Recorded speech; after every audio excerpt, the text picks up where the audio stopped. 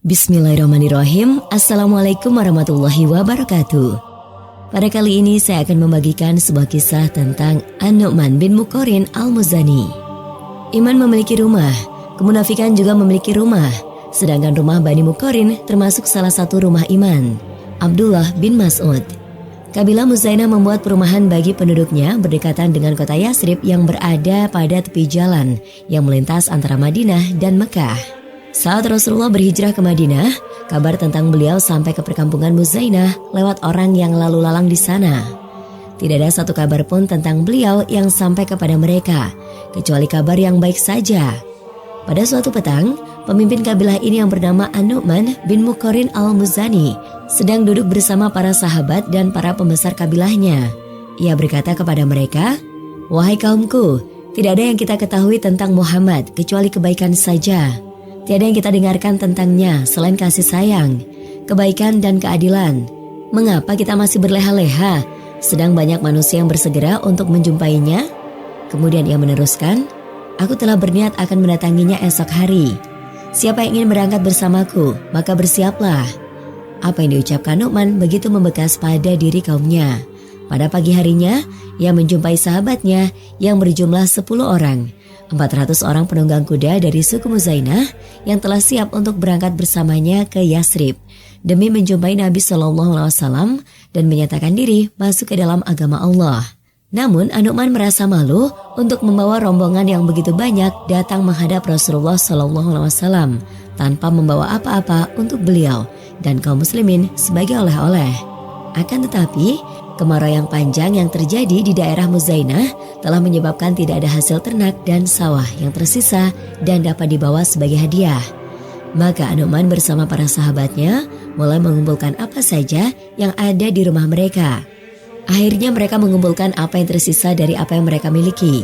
Mereka mengumpulkannya di hadapan An-Nu'man. Lalu ia membawanya kepada Rasulullah SAW dan ia mengumumkan bahwa dirinya dan rombongannya menyatakan masuk ke dalam Islam di hadapan Rasul. Kota Yasrib menjadi gempar dari ujung kota ke ujung lainnya karena merasa bahagia dengan Islamnya An-Nu'man bin Muqarrin dan para sahabatnya. Karena tidak ada satu rumah pun dari rumah-rumah bangsa Arab yang telah masuk Islam 10 anggotanya yang semuanya adalah saudara kandung, berasal dari satu bapak dan mereka membawa 400 penunggang kuda bersama mereka. Rasulullah amat senang dengan masuknya An-Nu'man ke dalam agama Islam. Allah pun menerima pemberian Nu'man dan menurunkan sebuah ayat yang berbunyi, "Dan di antara orang-orang Badui itu ada orang yang beriman kepada Allah dan hari kemudian dan memandang apa yang dinafkahkannya di jalan Allah itu sebagai jalan mendekatkannya kepada Allah dan sebagai jalan untuk memperoleh doa Rasul.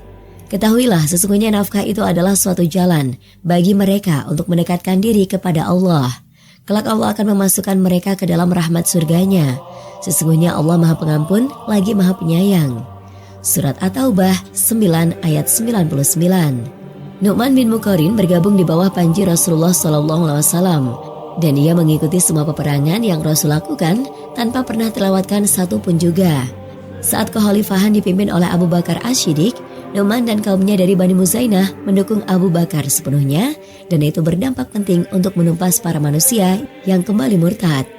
Saat kekhalifahan berpindah kepada Umar Al-Faruq, Nu'man bin Muqarrin memiliki posisi yang senantiasa diingat oleh sejarah dengan pujian dan sanjungan. Sebelum terjadinya perang Al-Qadisiyah, Sa'ad bin Abi Waqqas sebagai panglima pasukan muslimin mengirimkan sebuah utusan kepada Kisra Yazdajurt yang dipimpin oleh An-Nu'man bin Muqarrin agar Kisra mau masuk ke dalam Islam. Saat rombongan ini tiba di ibu kota Kisra yang bernama Al-Madain, mereka meminta izin agar dibolehkan masuk dan mereka pun mendapatkan izin tersebut. Mereka meminta izin agar diperbolehkan masuk dan mereka pun mendapatkan izin tersebut. Kemudian Kisra memanggil seorang penterjemah dan berkata kepadanya, "Tanyakan kepada mereka, apa yang membuat kalian datang ke daerah kami dan hendak memerangi kami? Mungkin kalian ingin menguasai kami dan berani menyerang kami karena kami tidak pernah memperhitungkan kekuatan kalian. Sehingga kami tidak berkeinginan untuk mengalahkan dan menundukkan kalian." Maka Nu'man bin Muqarrin menoleh kepada rekan-rekannya dan berkata, "Jika kalian memperbolehkan, aku akan menjawabnya. Jika ada di antara kalian yang mau menjawabnya, maka akan aku persilahkan." Para rekannya berkata, "Engkau saja yang berbicara." Kemudian rekan-rekannya melihat ke arah Kisra, lalu berkata, "Orang ini yang akan menjadi juru bicara kami. Maka dengarkanlah apa yang akan ia katakan." Maka Nu'man memulai pembicaraannya dengan memuji Allah Subhanahu wa Ta'ala, membaca sholawat atas nabinya, lalu ia berkata, Allah Subhanahu wa Ta'ala telah memberikan rahmatnya kepada kami, sehingga ia mengutus seorang Rasul untuk menunjukkan kepada kami kebenaran, dan kami diperintahkan untuk melakukan kebenaran. Rasul juga mengajarkan kepada kami tentang keburukan, dan beliau melarang kami untuk melakukannya. Rasul menjanjikan kepada kami, jika kami menyukai apa yang ia dakwahkan, bahwa Allah Subhanahu wa Ta'ala akan memberikan kepada kami kebaikan dunia dan akhirat. Tidak membutuhkan waktu yang lama, sehingga Allah menggantikan untuk kami kesempitan menjadi keluasan, kehinaan menjadi kemuliaan, permusuhan menjadi persaudaraan, dan kasih sayang. Rasul memerintahkan kami untuk mengajak manusia mendapatkan kebaikan bagi diri mereka, dan kami diperintahkan untuk memulai dari orang-orang terdekat terlebih dahulu. Kami sekarang mengajakmu untuk masuk ke dalam agama kami. Dialah agama yang memperbaiki apa yang telah baik dan menyuruh untuk melakukan kebaikan. Ia juga merupakan agama yang menganggap buruk apa yang telah buruk dan melarang untuk melakukannya. Agama ini akan membuat orang yang memeluknya berpindah dari kegelapan, kekufuran menuju cahaya iman dan keadilan.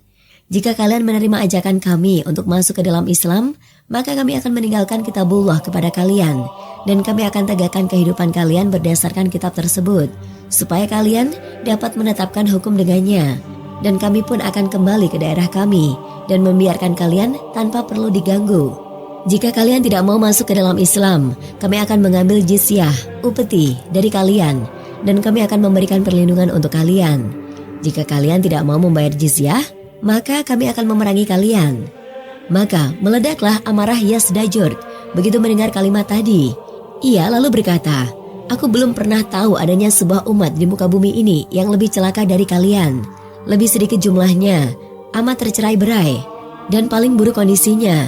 Kami telah mempercayai urusan penanganan kalian kepada para gubernur daerah agar kalian mau tunduk dan taat kepadaku." Kemudian ia berkata dengan tenang, "Jika kebutuhan hidup yang telah membuat kalian datang ke tempat kami ini, maka kami akan memerintahkan untuk menyiapkan pasokan makanan, sehingga daerah kalian tidak kelaparan. Kami juga akan mengirimkan pakaian bagus untuk para pembesar dan pemuka kaum kalian, dan kami akan menunjuk salah seorang di antara kami untuk menjadi raja yang dapat melindungi kalian." Salah seorang utusan kaum muslimin menjawab dengan nada emosi. Ia berkata, "Kalau saja para utusan dijamin tidak akan dibunuh, pasti aku akan membunuhmu. Bangunlah kalian, karena aku tidak membutuhkan apapun, dan beritahukanlah kepada panglima kalian bahwa aku diutus kepadanya, sehingga aku akan menguburkannya, Rustum, dan menguburkan kalian semua dalam parit Al-Qadisiyah." Kemudian Yazdajurd memerintahkan untuk dibawakan kantong pasir, dan ia berkata kepada para pembantunya, "Bawalah kantong pasir ini di atas kepala mereka semua. Giringlah ia di depan kalian, sehingga orang-orang menyaksikan, sehingga ia keluar dari gerbang ibu kota ini." Maka para pembantu Yazdajurd bertanya kepada para utusan muslimin ini, "Siapakah pemimpin kalian?" Maka Hashim bin Umar segera menjawab, "Akulah pemimpin mereka." Maka para pembantu raja tadi menaruh kantong pasir di atas kepala Hashim, sehingga ia keluar dari kota Al-Madain. Kemudian para pembantu raja membawa Hashim menuju untanya, dan mereka juga membawanya untuk kembali ke Sa'ad bin Abi Waqqas. Saat memberitahukan Hashim bahwa Allah akan menundukkan negeri Persia bagi kaum muslimin, dan debu tanah mereka akan membuat mereka tunduk. Kemudian terjadilah peperangan Al-Qadisiyah, dan parit-parit di Al-Qadisiyah penuh dengan ribuan bangkai korban. Akan tetapi bangkai-bangkai ini bukan berasal dari pasukan kaum muslimin, akan tetapi mereka adalah para pasukan Kisra. Persia tidak menerima kekalahan mereka di Al-Qadisiyah, maka mereka mengumpulkan kekuatan dan menyiapkan pasukan, sehingga jumlah pasukan tersebut mencapai bilangan 150.000 orang, para pejuang yang gagah berani.